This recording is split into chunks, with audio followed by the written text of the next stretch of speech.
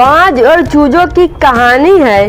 एक गांव में एक किसान रहता था। एक बार उसे कहीं से बाज का एक अंडा मिला। उसने वह अंडा मुर्गी के अंडे के साथ रख दिया। मुर्गी उस अंडे को अन्य अंडों के साथ सेने लगी। कुछ दिनों में मुर्गी के अंडे में से चूजे निकल आए और बाज के अंडे में से बाज का बच्चा चूजों के साथ पलने लगा। वह चूजों के साथ खाता पीता खेलता इधर उधर कूदता बड़ा होने लगा।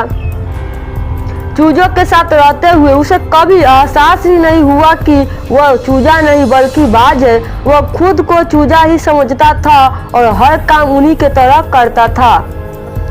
जब उड़ने की बारी आई तो अन्य चूजों की देखा देखी वह भी थोड़ी ही ऊंचाई तक उड़ा और फिर वापस जमीन पर आ गया।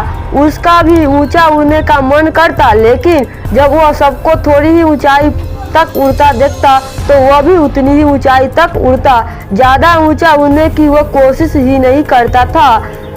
एक दिन उसने ऊंचे आकाश में एक बाज को उड़ते हुए देखा। इतनी ऊंचाई तक उसने किसी पक्षी को पहली बार उड़ते हुए देखा था।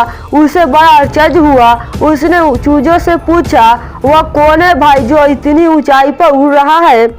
चूजे बोले, वह पक्षियों का राजा बाज है। वह आकाश में सबसे ज्यादा ऊंचाई पर उड़ता है। कोई दूसरा पक्षी उसकी बराबरी नहीं कर सकता। यदि मैं भी उसके जैसा उड़ना चाहूँ तो? बाज ने पूछा।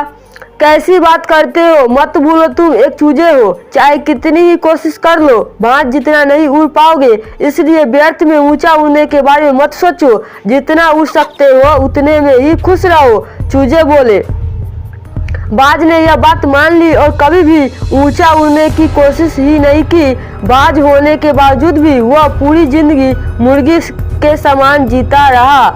इस कहानी से सीख मिलती है कि सोच और दृष्टिकोण का हमारे जीवन पर बहुत बड़ा गहरा प्रभाव पड़ता है। हम सभी क्षमता और संभावनाओं से परिपूर्ण है। चाहे हम कैसी भी परिस्थितियों में क्यों ना हो, हमें आवश्यकता है अपनी क्षमता पहचानने की और अपनी सोच तथा दृष्टिकोण को व्यापक बनाने की।